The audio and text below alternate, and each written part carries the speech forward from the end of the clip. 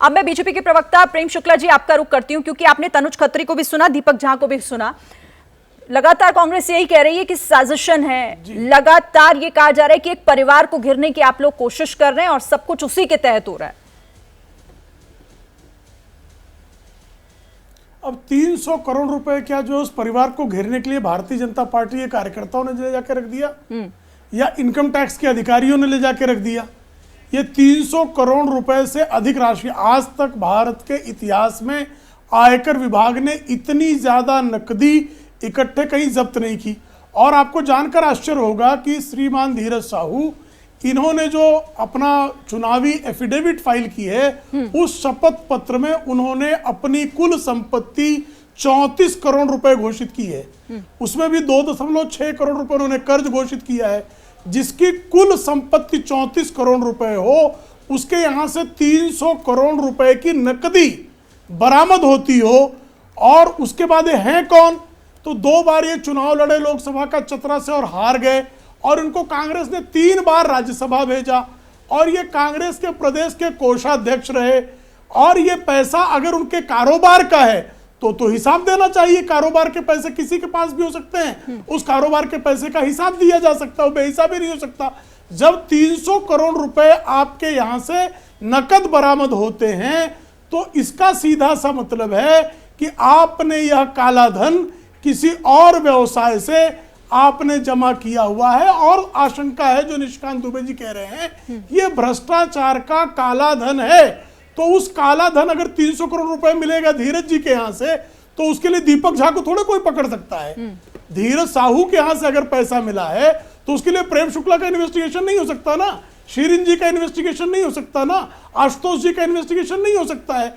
जिसके यहां से ये काला धन मिला है, इतने बड़े पैमाने पर राशि मिली है, तो उसको ही इसका जवाब देना है। और उसकी पार्टी को इसका जवाब देना है कि जो व्यक्ति 2 बार लोकसभा चुनाव हार जाता है, उसको 3 बार राज्यसभा क्यों भेजा जाता है?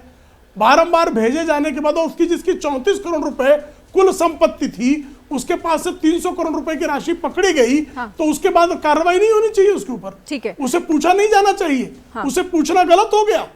ये तो गजब के तर्क। मैं जवाब ले लेती हूँ। वैसे दीपक जी इस पर जल्दी से जवाब दीजिएगा, क्योंकि 2 और मेहमान हैं, उनसे भी जल्दी से कमेंट लूंगी, लेकिन इस पर जवाब दीजिए भाई, कार्रवाई होनी चाहिए या नहीं? और जो यहाँ पर प्रेम शुक्ला ने कहा वो बात तो जायज है ना, अगर वाकई सब कुछ इतना दूध का दूध और पानी का पानी है, तो सामने आकर क्यों नहीं करते? देखिए, सबसे पहली बात इन्होंने कहा कि चुनाव हारा और उसको सांसद क्यों बनाया।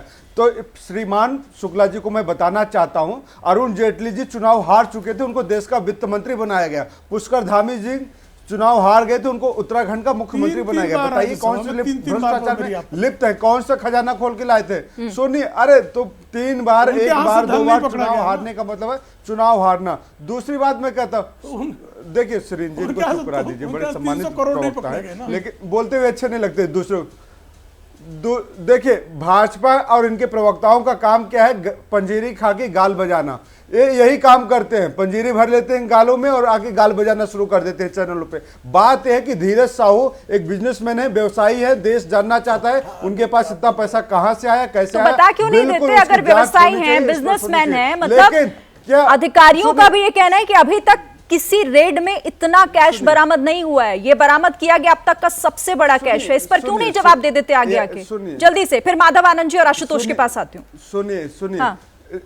जल्दी से नरेंद्र सिंह तोमर के बेटे का क्या कार्रवाई हुई, जो 500 करोड़ की डील करता हुआ दिखाई दे रहा था? भाजपा जवाब देगी। शिवराज सिंह के व्यापम घोटाले पे क्या कार्रवाई हुई? भाजपा के पास पार्टी फंड में इतने पैसे कहां से आते हैं? भाजपा बताए, देश को बताए। नरेंद्र मोदी जी देश को यह बताए पीएम केयर फंड क्यों बनाया गया और पीएम केयर फंड का पैसा कहां इस्तेमाल किया गया, देश ये भी जानना चाहता है। तो बात यह है कि आप सत्ता में बैठ के दूसरों को घेरेंगे, क्योंकि ईडी आपके पास है, सीबीआई आपके पास है, इनकम टैक्स आपके पास है, तो आप दूसरों को भ्रष्टाचारी बताते हैं और खुद गले में नागों की माला पहने हुए मोदी जी स्वयं हैं। तो सरकार चलाने वाले आप लोग दूसरों को डराएंगे, धमकाएंगे। और दूसरी बात आप ये बता दीजिए ना, डरा और धमकाने की बात यहाँ कहां से आ गई दीपक झा? मैं तो सिर्फ इतना कह रही थी, सब कुछ इतना क्रिस्टल क्लियर है तो सामने आकर कर दें।